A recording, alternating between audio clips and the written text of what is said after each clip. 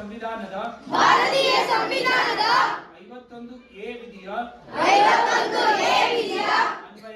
ಅನ್ವಯ ವೈಜ್ಞಾನಿಕ ಮನೋಭಾವನೆ ಮತ್ತು ವೈಚಾರಿಕತೆಯನ್ನು ಬೆಳೆಸಿಕೊಳ್ಳುತ್ತೇನೆ. ನಾನು ಪ್ರಶ್ನೆ ಮಾಡದೆ ಯಾವುದೇ ತರ್ಕ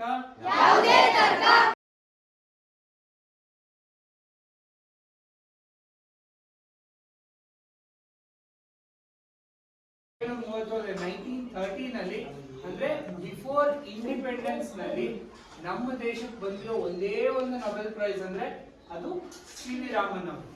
ಸಿ ವಿ ರಾಮನ್ ಅವರು ಏನಕ್ಕೆ ನೊಬೆಲ್ ಪ್ರೈಸ್ ಬಂತು ಅಂದ್ರೆ ಅವರೊಂದು ಥಿಯರಿ ಕೊಟ್ಟಿದ್ದಾರೆ, ಅದನ್ನ ನಾವು ರಾಮನ್ ಎಫೆಕ್ಟ್ ಅಂತ ಕರಿತೀವಿ. ಅಂದ್ರೆ ಸ್ಕ್ಯಾಟರಿಂಗ್ ಆಫ್ ಲೈಟ್. ಈಗ ನೋಡಿ, ನೀವು ಇವಾಗ ನೀರು ನೋಡಿದಿರಲ್ಲ, ನೀರಿನ ಬಗ್ಗೆ ಎಲ್ಲ what are the properties of water ಓದಿರ್ತೀರಲ್ವಾ ಲೋಯರ್ ಕ್ಲಾಸ್ ಇಂದ. ಏನಿರುತ್ತೆ ಅದ್ರಲ್ಲಿ ಒಂದು ವರ್ಡ್ ಇರುತ್ತೆ, ಏನು? Water is colourless, correct?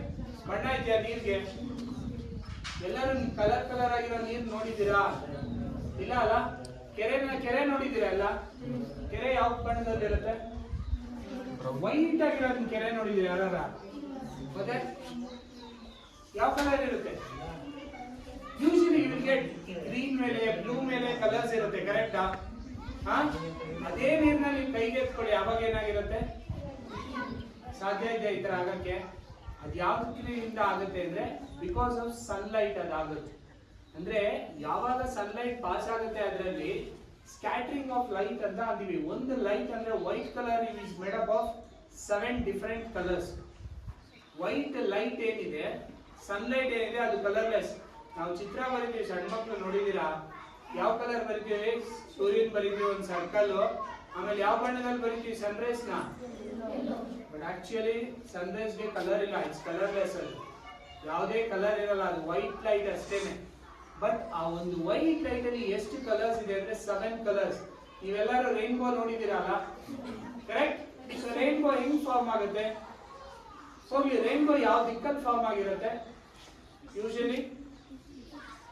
ಅಂದ್ರೆ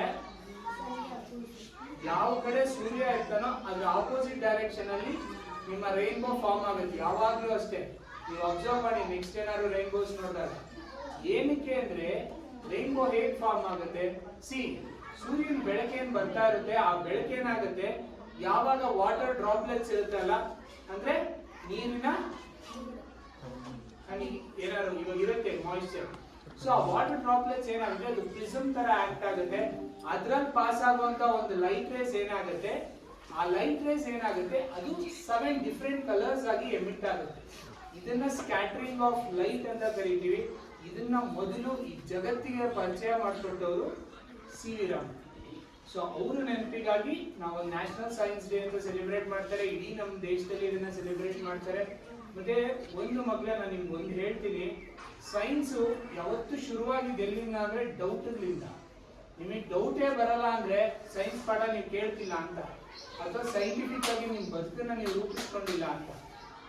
ಅವ್ರು ಏನಾದ್ರು ಯಾಕೆ ಅವ್ರಿಗೆ ಡೌಟ್ ಬಂತು ಅಂದ್ರೆ, ಅವ್ರು ಏನು ಮಾಡ್ತಿಲ್ಲ. ಅವರು ಮುಂಚೆ ಎಲ್ಲ ಏರೋಪ್ಲೇನ್ ಇರ್ಲಿಲ್ಲ, ಶಿಪ್ ಅಲ್ಲಿ ಹೋಗೋರು. ಅವರು ಯುರೋಪ್ಗೆ ಶಿಪ್ ನಲ್ಲಿ ಹೋಗ್ತಿರ್ಬೇಕಾದ್ರೆ ಮೆಡಿಟೇರಿಯನ್ ಸಿ ಅಂತ ಬಂದಿರುತ್ತೆ. ಸೊ ಅಲ್ಲಿ ಏನಾಗಿರುತ್ತೆ, ಅಲ್ಲಿ ಪೂರ್ತಿ ಗ್ರೀನ್ ಕಲರ್ ಇರುತ್ತೆ ನೀರು. ಏನು ಗ್ರೀನ್ ಕಲರ್ ಇರುತ್ತೆ ಅಂದ್ರೆ ಬಿಕಾಸ್ ಆಫ್ ಗ್ಲೇಸಿಯರ್ಸ್ ಜಾಸ್ತಿ ಇರೋದ್ರಿಂದ ಸನ್ನಿನ ಏನಿರುತ್ತೆ, ಸನ್ಲೈಟ್ ಏನಿರುತ್ತೆ, ಅದು ಸ್ಕ್ಯಾಟರ್ ಆಗಿ ಅದು ಗ್ರೀನ್ ಕಲರ್ ಆಗಿ ಕನ್ವರ್ಟ್ ಆಗಿದೆ. ಸೊ ಅದನ್ನ ನೋಡಿದಂತ ರಾಮನ್ ಅವರು ಡೌಟ್ ಬಂದು ಆವಾಗ ಅವರು ಸನ್ಲೈಟ್ ಮೇಲೆ ರಿಸರ್ಚ್ ಶುರು ಮಾಡಿದ್ದಕ್ಕೆ 1913 ಅಲ್ಲಿ ಅವ್ರಿಗೆ ನೊಬೆಲ್ ಪ್ರೈಸ್ ಕೊಟ್ಟರು. ಅರ್ಥ ಆಯ್ತಾ? ಗುಡ್. ಇವಾಗ ಟೇಕ್ ಅ ಪ್ಲಜ್, ಒಂದು ಓದ್ ತಗೊಳ್ಳೋಣ, ಆಮೇಲೆ ನ್ಯಾಷನಲ್ ಸೈನ್ಸ್ ಡೇ ಪ್ರೋಗ್ರಾಮ್ ನ ಎಂಡ್ ಮಾಡಿ. ಒಂದು ಜ್ಞಾಪಕ ಇಟ್ಕೊಳ್ಳಿ, ಯಾವಾಗಲೂ ಅಷ್ಟೇ, ನಿಮಗೆ ಡೌಟ್ಸ್ ಬರಲಿಲ್ಲ ಅಂದ್ರೆ ನೀವು ಸೈನ್ಸ್ ಕ್ಲಾಸಲ್ಲಿ ಪಾಠ ಕೇಳ್ತಿಲ್ಲ ಅಂತ ಅರ್ಥ. ಸೈನ್ಸ್ ಮ್ಯಾಥ್ಸ್ ಕ್ಲಾಸಲ್ಲಿ ಮೇನ್ ಏನು ಗೊತ್ತಾ? ಡೌಟ್ ಬರ್ಬೇಕು ನಿಮ್ಗೆ. ಏನಕ್ಕೆ, ಯಾಕೆ?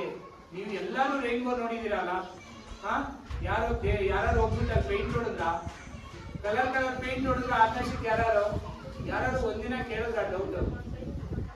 ಕೇಳಿದ್ದೀರಾ? ಕ್ಲಾಸಿಗೆ ಬಂದು ಕೇಳ್ಬೋದಲ್ವಾ ಟೀಚರ್ಸ್ನ? ಯಾಕೆ ಸರ್ ಹತ್ರ ಕಾಣಿಸ್ತಿದೆ, ಯಾಕೆ ಮ್ಯಾಮ್ ಹತ್ರ ಕಾಣುತ್ತೆ, ಏನಾಗುತ್ತೆ ಅಲ್ಲಿ?